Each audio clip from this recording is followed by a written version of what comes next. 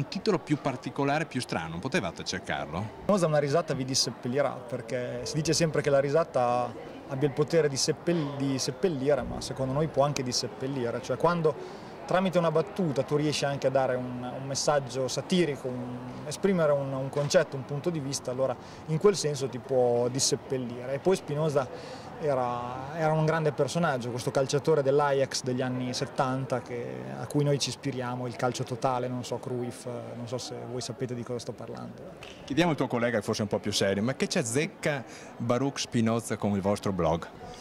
Beh, Spinoza era mio zio e mi ha insegnato a mollare le lenti, che ancora adesso è il mio mestiere, e quindi quando l'abbiamo fondato ci è sembrato giusto intitolare a questa figura di pregio il nostro blog. Qual è la risposta seria adesso? La risposta seria è che Spinoza era un filosofo del Seicento che è degno di essere amato sopra ogni altro, come dice Bertrand Russell, ed è stato scomunicato con una forza tale che anche non conoscendolo ti viene da chiederti che cosa avrà mai detto quest'uomo qua. E invece ha detto delle cose bellissime, era avantissimo rispetto al suo tempo ed è stato scomunicato con una forza senza pari. L'idea di creare questo blog vi è venuta alle 5 di mattina? No, credo che fosse una domenica di noia nella campagna cuneese, e voi non potete immaginare come sia la campagna cuneese. Forse possono farlo. E in questa domenica di noia, in cui io non c'ero, ma parlo per sentito dire, Alessandro qui accanto a me si inventò Spinoza. Poi dopo un paio d'anni Spinoza prese questa piega satirica sull'attualità. Grazie al mio socio che grazie è qui a me, presente. non volevo dirlo, ma grazie esclusivamente Prego. a me. Proprio questa deriva satirica, diciamo così, più o meno contemporaneamente all'elezione di Berlusconi nel 2008, come se in quel momento, per una strana coincidenza, insieme all'elezione di Berlusconi fosse aumentato il bisogno di satira, chissà per quale motivo. Poi prima c'era Prodi, c'era Mastella, c'era Rutelli, Veltroni, vi ricordate questi personaggi ormai dimenticati? Noi non ce li siamo dimenticati, ma ora che c'è Berlusconi sicuramente la satira ha molto materiale, persino troppo, anzi potrebbe paradossalmente non esistere, perché già il governo di Berlusconi è la parodia di un governo, quindi ci stanno costruendo intorno un tempio, è molto bello, è una cosa divertente.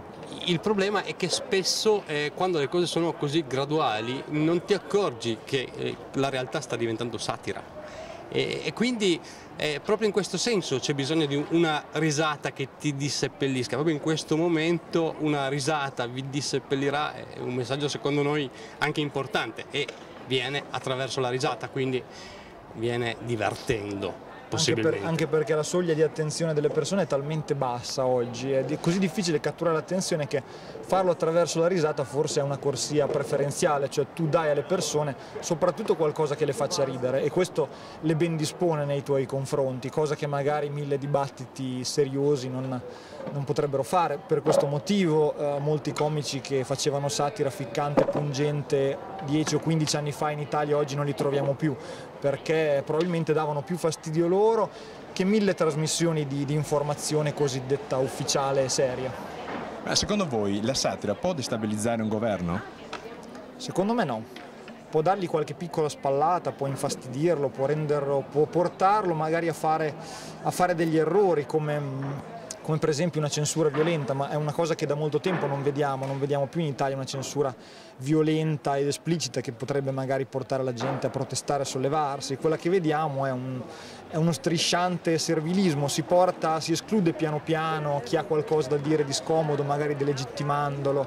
È un po' la stessa tattica che fanno i mafiosi o i politici, addirittura quando c'è qualche pentito che comincia a dire qualcosa di scomodo. Non è che lo uccidono, semplicemente lo si delegittima. In televisione capita questo, secondo me, cioè quando una persona diventa scomoda, io penso, dopo Beppe Grillo non abbiamo più avuto censure così veementi e improvvise, perché chiaramente se ne sentirebbe la mancanza di questa persona. In realtà te la fanno, escludendolo piano piano, te la fanno sottilmente dimenticare. Non esiste la censura. Il politico che ha paura del comico fa ridere veramente, allora. In realtà la censura esiste, ma è molto sottile. C'è più un'autocensura, secondo me. Sì, si cerca di limitarsi, perché poi diciamo, il sopravvivere facendo queste cose qua in Italia, non so come sia negli altri paesi, ma in Italia è molto difficile.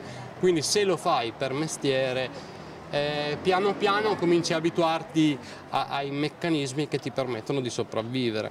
Sulla cosa dell'importanza della satira in politica, anch'io penso che la satira non abbia la possibilità di destabilizzare un governo.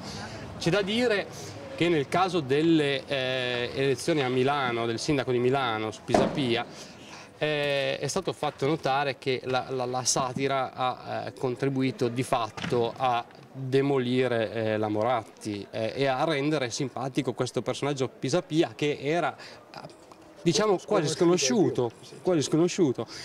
Però a partire da una battuta violenta della Moratti, che aveva accusato Pisapia falsamente di aver rubato una macchina, se non sbaglio, di lì la satira si è sfogata e si è propagata attraverso i social network, e questo dicono che abbia contribuito a far vincere Pisapia. Questo lo dico, però non so quanto sia vero. C'è da dire che è un fatto.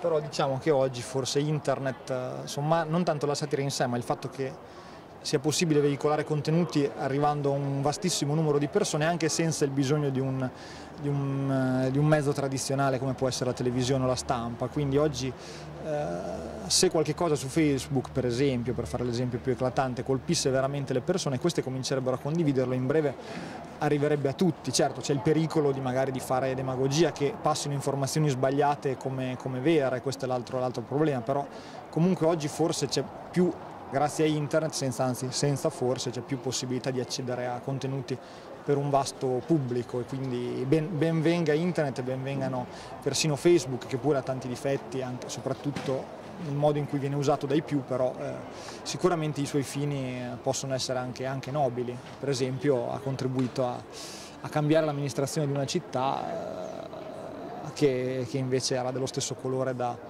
molto tempo, e ora staremo a vedere. Chiaramente non che Pisapia sia il salvatore o il messia di Milano. Io non sono milanese, però sentendo persone di Milano che conosco capisco che molte volte la strategia di delegittimazione che aveva preso la Moratti può non essere, una volta avrebbe funzionato forse quello che ha detto la Moratti in TV, perché non ci sarebbe stato più spazio per contraddirla. Invece ora abbiamo questi altri spazi come internet, e quindi non è così facile delegittimare o calunniare una persona, perché poi la verità ha diversi canali per venire a galla. Un nome a testa di un politico che vedreste bene nel palco insieme a voi in uno spettacolo.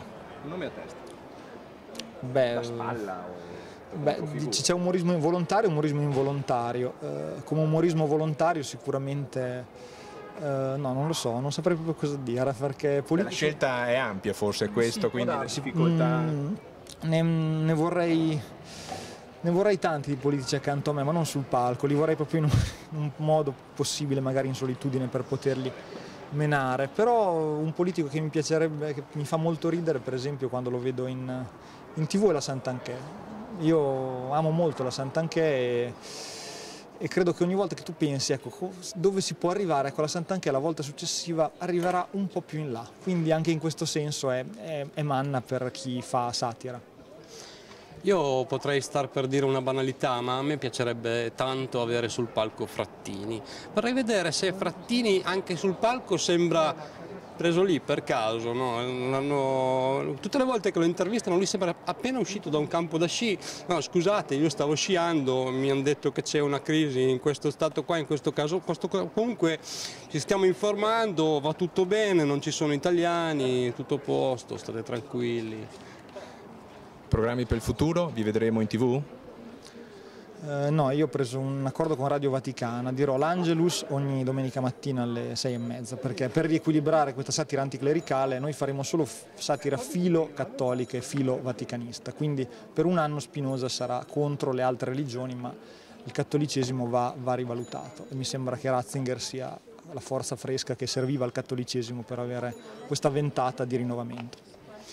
No, non sarà Spinoza che va in TV, ma sarà la TV che scomparirà completamente, internet fagociterà tutto e moriranno tutti. Tutti. È bello, vero quello che ho detto? Sì. Sono contento di aver detto questa cosa. Potrebbe non capitare, ma potrebbe anche succedere, chi può dirlo. Arrivederci.